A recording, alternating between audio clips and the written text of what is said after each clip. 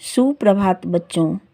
प्रातःकालीन कक्षा में आप सबों का हार्दिक अभिनंदन। जैसा कि बच्चों हम लोगों ने पिछले 2 क्लास में अभ्यास 14 के अंतर्गत रचना के आधार पर वाक्य भेद का अध्ययन और अभ्यास कर रहे थे, है ना बेटा। आज पुनः इसमें बचे हुए यानी शेषांश पे हम लोग पुनः विचार करेंगे। ध्यान दीजिएगा बेटा। पृष्ठ संख्या 107 का ये 7 है ना। क्या है इसमें? अब नीचे दिए गए वाक्यों को पढ़कर उनके सामने सरल, संयुक्त, मिश्रित वाक्य लिखिए। अर्थात यहाँ ये वाक्य दिया गया है और हम लोगों को ये सुनिश्चित करना है कि यह वाक्य भेद में कौन से वाक्य का उदाहरण है। समझ में आई ना? अब चलिए, पहला क्या है? पिताजी की अच्छी खासी नौकरी थी। वाक्य का कौन सा भेद हुआ? सरल वाक्य, ठीक है ना। चलिए, राकेश ने कहा कि कल हिंदी की परीक्षा है। समझ में आ रही है? प्रधान वाक्य, आश्रित वाक्य, यानी ये आपका मिश्रित वाक्य हुआ।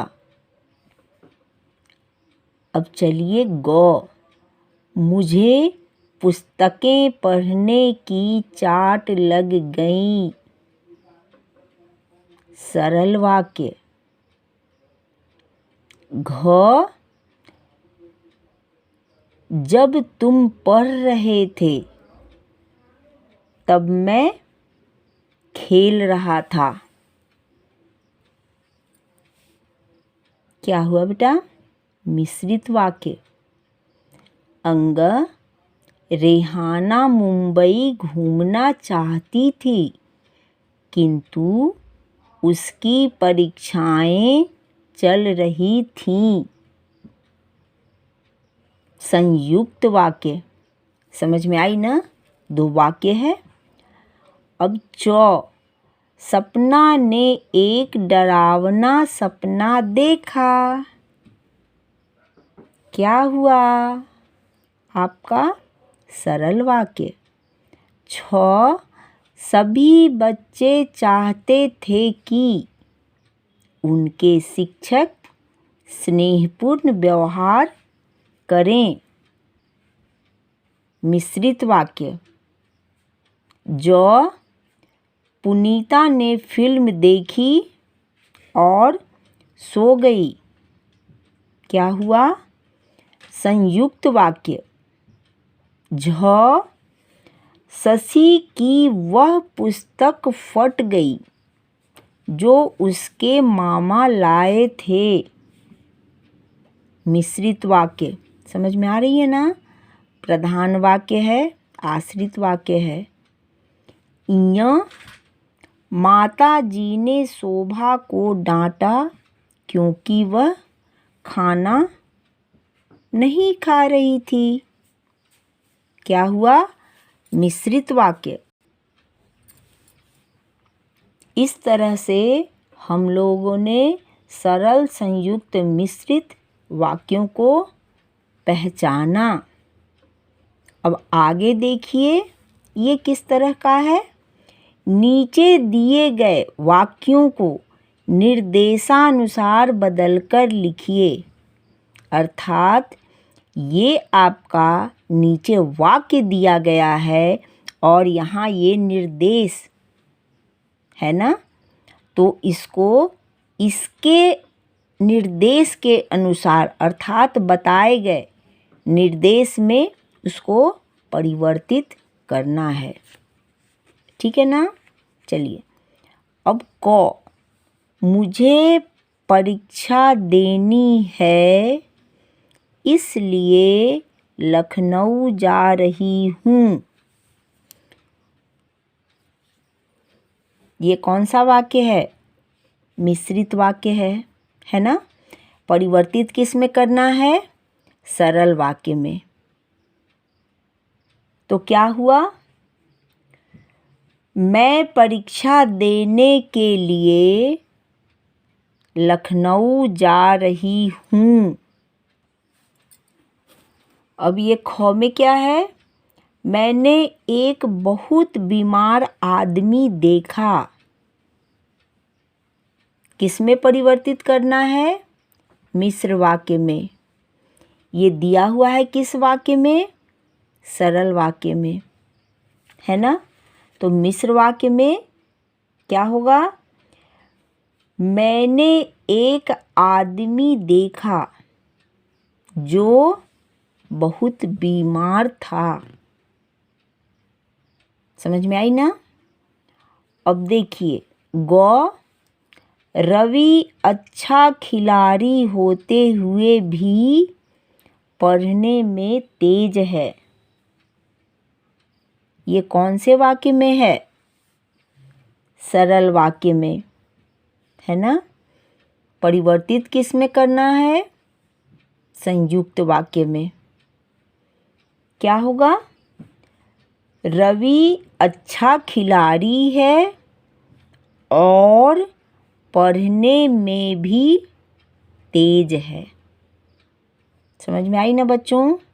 इस तरह से निर्देशानुसार हमने वाक्यों को परिवर्तित किया। अब ये पुनः ध्यान दीजिएगा। घ में सफ़ेद गाय घास चर रही थी। ये कौन से वाक्य है? सरल वाक्य। परिवर्तित किस में करना है? मिश्र वाक्य में। क्या होगा? जो गाय सफ़ेद रंग की थी वह घास चर रही थी, है ना। अब ये अंतिम, बच्चों ने खीर खाई और सो गए। ये कौन सा वाक्य है? संयुक्त वाक्य। दो अलग अलग वाक्य हैं ना।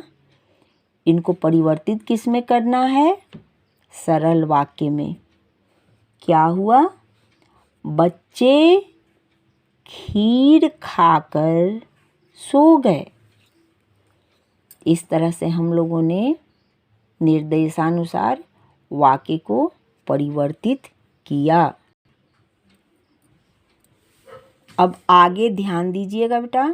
यहाँ तक हम लोगों ने अभ्यास कार्य में जो आपका शीर्षक है रचना के आधार पर वाक्य भेद, इसको जाना, समझा, अभ्यास किया।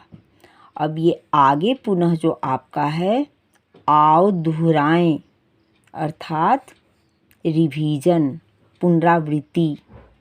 समझ में आई ना। तो ये किसका रिवीजन है? नीचे दिए गए वाक्यों में उचित निपात लगाकर रिक्त स्थान भरिए। किसका रिवीजन हुआ? निपात का, है ना। चलिए अब आ जाइए। रमेश फल खाता है। खाली जगह क्या निपात चिन्ह हो शब्द होगा? रमेश भी फल खाता है। ख, हमारे मुंबई जाने में खाली जगह 3 दिन रह गए हैं। चलिए अब हमारे मुंबई जाने में केवल 3 दिन रह गए हैं। आगे मुझे खाली जगह अपने दोस्त के साथ जाना है। क्या होगा? मुझे भी अपने दोस्त के साथ जाना है। यहाँ बच्चों भी हो सकता है, तो भी हो सकता है। ठीक है, चलिए। घ में वह खाली स्थान दिन रात पढ़ता है। क्या होगा? वह तो दिन रात पढ़ता है।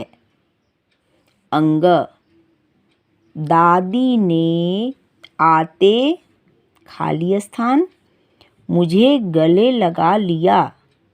क्या होगा? दादी ने आते ही मुझे गले लगा लिया। समझ में आई ना? इस तरह से हम लोगों ने उचित निपात लगाकर वाक्यों को पूरा किया। अब आगे ध्यान दीजिएगा। नीचे लिखी काव्य पंक्तियों में प्रयुक्त अलंकारों के नाम बताइए। यानी ये आपका पुनः अलंकार का रिवीजन है ना? चलिए, पहला क्या है? रघुपति राघव राजा राम। क्या हुआ? एक वर्ण की आवृत्ति है, र है ना, इसलिए अनुप्रास अलंकार। ख में शशिमुख पर घूंघट डाले। शशि चंद्रमा। समझ में आई? क्या हुआ? मानवीकरण अलंकार। गौ में लघुतरणी हंसिनी सी सुंदर। याद आई? सा से सी। क्या हुआ? उपमा अलंकार, है ना? उपमा अलंकार। घ में ज्यों निकलकर बादलों की गोद से थी अभी एक बूंद कुछ आगे बढ़ी। क्या होगा बेटा? इसमें आपको मानवीकरण और उत्प्रेक्षा दोनों ही अलंकार है। समझ में आ रही है ना?